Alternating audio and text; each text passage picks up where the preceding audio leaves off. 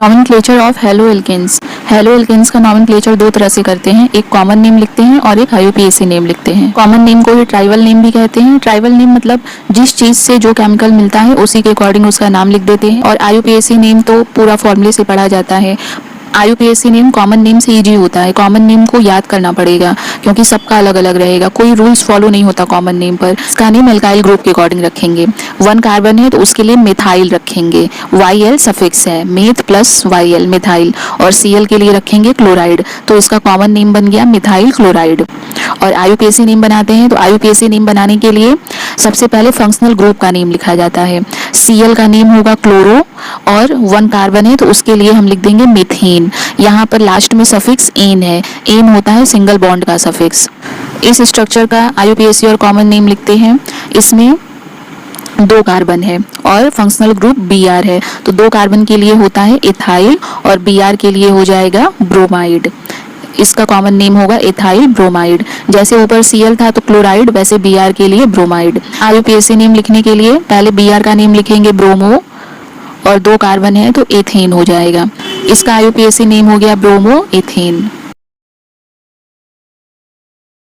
इस स्ट्रक्चर में 3 कार्बन है और फंक्शनल ग्रुप F है, तो कॉमन नेम होगा इसका F के लिए लिखते हैं फ्लोराइड। 3 कार्बन के लिए लिखेंगे प्रोपाइल और F के लिए लिखते हैं फ्लोराइड। FCl BRI ये सब हैलोजन ग्रुप के एलिमेंट होते हैं, इनका नेम इसी तरह होता है, फ्लोराइड, क्लोराइड, ब्रोमाइड, आयोडाइड। और इसमें 3 कार्बन है, स्ट्रेट चेन बन रहा है, तो कॉमन नेम में आगे स्मॉल n लिख देंगे। n मीन्स होता है नॉर्मल, क्योंकि नॉर्मल चेन बन रहा है इसीलिए।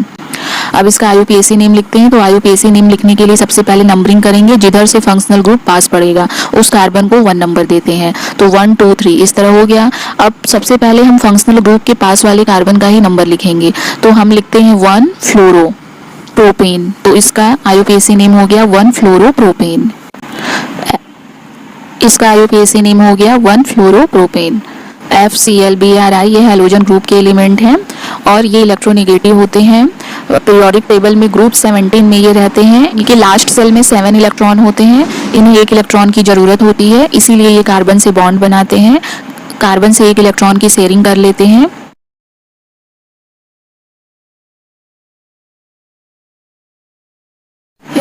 इस स्ट्रक्चर में 3 कार्बन है और फंक्शनल ग्रुप आयोडीन है।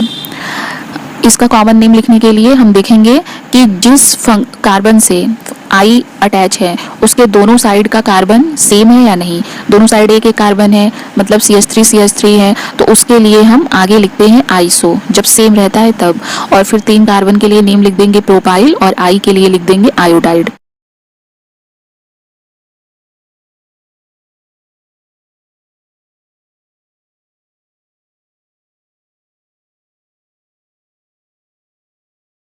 इसका IUPAC नेम लिखना है, तो IUPAC नेम लिखने के लिए नंबरिंग करें, चाहे हम लेफ्ट साइड से करें या राइट साइड से करें। जिस कार्बन से आयोडीन अटैच है उस पर 2 ही आएगा, तो हम किधर से भी करें। तो सबसे पहले जिससे आयोडीन अटैच है उसका नंबर लिख दिया हमने 2, और फिर I के लिए आइडो और 3 कार्बन के लिए प्रोपेन, तो इसका IUPAC नेम हो गया 2 आइडो प्रोपेन।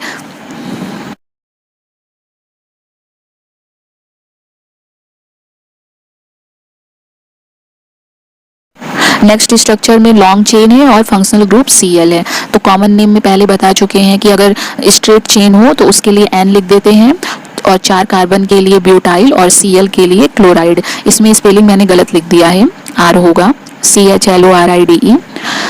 फिर IUPAC नेम लिखने के लिए नंबरिंग कर देंगे 1 2 3 4। हम करेंगे राइट साइड से, लेफ्ट साइड से करेंगे तो Cl जिस कार्बन से अटैच है उसको 4 मिल जाएगा। अब जिस कार्बन से Cl अटैच है पहले उसी को लिखते हैं, जिस कार्बन से Cl अटैच है पहले उसका नंबर लिखते हैं 1। फिर IUPAC नेम में पहले फंक्शनल ग्रुप को लिखा जाता है, तो Cl के लिए क्लोरो लिखेंगे और 4 कार्बन है तो ब्यूटेन, तो IUPAC नेम हो गया 1 क्लोरो ब्यूटेन। कॉमन नेम में YL सफिक्स है जो कि एल्काइल से आता है, और IUPAC नेम में ANE सफिक्स है जो कि सिंगल बॉन्ड से आता है। अगर डबल बॉन्ड होता तो ENE लगता, और अगर ट्रिपल बॉन्ड होता तो YNE लगता। इस स्ट्रक्चर का IUPAC नेम हो गया 1 क्लोरो 2 मिथाइल प्रोपेन। इसी वीडियो को कल कंटिन्यू रखते हैं। अगर आपको समझ में आया तो कमेंट करिएगा, और नहीं समझ में आया तो भी कमेंट करिएगा। इसके कुछ बेसिक रूल्स पर भी मैं वीडियो बनाकर डाल दूँगी। धन्यवाद।